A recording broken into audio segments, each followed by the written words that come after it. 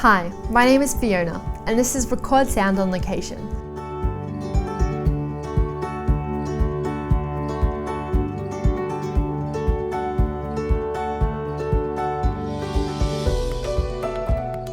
Today I'm going to take you through the necessary equipment for recording sound on a film shoot. Firstly, we have the shotgun mic and boom pole. This is what I visualize when I think of recording sound for film. The long pole with the huge furry cover over the end of it. But the instrument that is actually capturing sound is the shotgun mic within the case.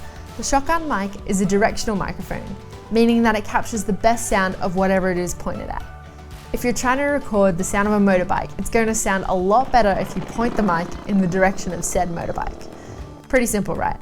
It also means that if there's a loud sound coming from the same direction as the person you're trying to record, the mic will probably pick that up as well. The boom pole helps to alleviate this effect because you can hold it above and point it downwards to an actor or whoever is being interviewed. If you were filming two people talking to each other, you would also point it at whoever was speaking and alternate throughout the conversation. The recorder is an essential part of any sound kit. Here we have the Roland R44. It has XLR inputs to receive audio from a boom mic or wireless lapel receiver. Batteries are underneath, memory card slot is on the side, and the control panel lets you control levels for multiple inputs. You would get the speaker to count to 10 or ask them to say a line of the script to adjust levels before you record for a take. When you're using the boom mic, you'll also need to make sure that you've turned on the phantom power to power the shotgun mic, otherwise you won't get a signal. Cables and jacks. Most professional audio equipment will use XLR cables to extract sound from a source. The XLR cable can have a 3-pronged male end or a 3-holed female end. If you're using a smaller recorder at home, it will most likely have a headphone jack, input and output. The headphone jack is a 3.5mm jack that is also a TRS, tip ring sleeve, cable, meaning that it will provide a stereo audio file as opposed to a mono one. Effectively, a stereo audio file will be sending signals to both ears of your headphones or both sides of your speakers, whereas mono will only send audio to one. One other common audio cable you might encounter is the 1/4-inch jack, commonly used for electric guitars and sound desks. These are useful for getting sound out of a sound desk if you're covering a live event. Sennheiser lapel. The Sennheiser lapel mic is great for when you need to record audio, but you can't get as close with the boom due to the shot or the environment that you're shooting in. The setup consists of a transmitter, receiver, and microphone. The mic plugs into the transmitter and is attached to the actor or speaker, usually on the back pocket of their pants or waistline of a skirt. The receiver is set to the same channel as the transmitter and connected through an XLR cable to the recorder. The mic is omnidirectional, which means unlike the shotgun mic on your boom, it records sound with equal gain from all sides or directions of the microphone. Earphone mic. If you don't have access to professional level lapels, that's okay. You can still apply the same techniques from this course in a more DIY way. If it's not in your budget, you can substitute a wireless lapel mic for your earphone mic and use your phone as a recorder. Headphones. You'll also need a decent pair of headphones to monitor. If you've got a tight budget, I'd suggest at the very least to get a pair of any over-ear headphones, as they reduce the sound of background noise you'd hear from your environment. It's always a good idea to go through the script and highlight any parts of the scenes that may affect you. Usually the assistant director will do a script breakdown to help them with the logistics of the whole shooting period. But you can do your own for sound and get familiar with what the script calls for in terms of sound. Things like locations, number of speaking roles in a scene, interior versus exterior, special effects will all inform the methods that you choose to record sound. 3,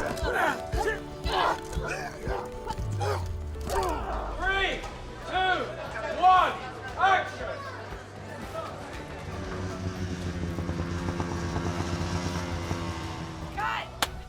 The better prepared you are before you arrive on set, the better your sound recordings will be. For example, if you know you'll need to get bird sounds in a forest, you won't forget to get it once the actors have finished their scenes because you will have prepared for it. Let's take a closer look at the microphones that are commonly used on a film set. To get set up, the shotgun mic can be used with or without the case. Firstly, attach it to the boom pole. Connect the mic to an XLR cable and wrap the cable around the boom pole a few times to limit the movement of the cable and the additional noise it can create. Then connect the cable to the recorder. Plug your headphones in and adjust levels by having someone speaking close to the mic. When recording, it is ideal to be around 3 feet from your source, so have your speaker at about that distance to get levels, or at the actual distance required for the scene. The scenarios where you'd most likely to use a boom mic setup could be an interview where you didn't have time to put a lapel on someone, a walking scene between characters, a seated conversation, perhaps a round table, and definitely to capture atmospheric sound to give context to the scene. The lapel mic is great for getting audio recordings when you can't get close enough with a boom mic, since it is attached to the speaker. Because the lavalier or lapel mic is omnidirectional, you have a lot of options when attaching it. Generally, you would like it to be somewhere on the chest, under the mouth. More often than not, it will be easiest to attach to your speaker's collar. Take the mic and drop the cable down the back of their shirt. Tape it at a few points along the collar to make it secure and position the mic under the chin on the underside of their shirt. To avoid the sound of the shirt rustling against the mic, use a moleskin around the mic to get rid of that point of contact. Once your mic is attached, connect the end of it to the wireless transmitter and make note of the frequency. Make sure your wireless receiver is on the same frequency and connect it to the recorder. Before shooting begins, make sure you correct your audio levels and format your memory cards. Before you start filming, it's a good idea to do a technical run-through of the scene. A technical run-through is like a rehearsal, but it involves everyone in the production, including the actors. It means that everyone can practice the take and fix any technical issues before you begin recording. So first of all, you want to make sure that you've prepped your gear and mic'd up your actors. Throughout the run-through, monitor levels and rehearse boom movements according to the blocking of the scene. Also, pay attention to the background noise during the scene. Sometimes you can't hear background noise until you're shooting. Another thing to make sure during the technical run-through is that you're holding the boom correctly and safely, that you're not going to hit anyone and you can rest between takes comfortably. Also ensure that your cables are safely connected and wound and not creating a hazard being strewn across the floor. Lastly, don't forget to give yourself enough run-up time before you start recording. This means that you press record before the slate gets clapped, and ensure there's enough time between when you press record and the slate so that it doesn't start recording in the middle of anything. For example, don't say you're recording and then hit the record button. Make sure the red light is flashing or the time code is moving before you say you're recording. Operating a mic on a boom pole takes attention to detail.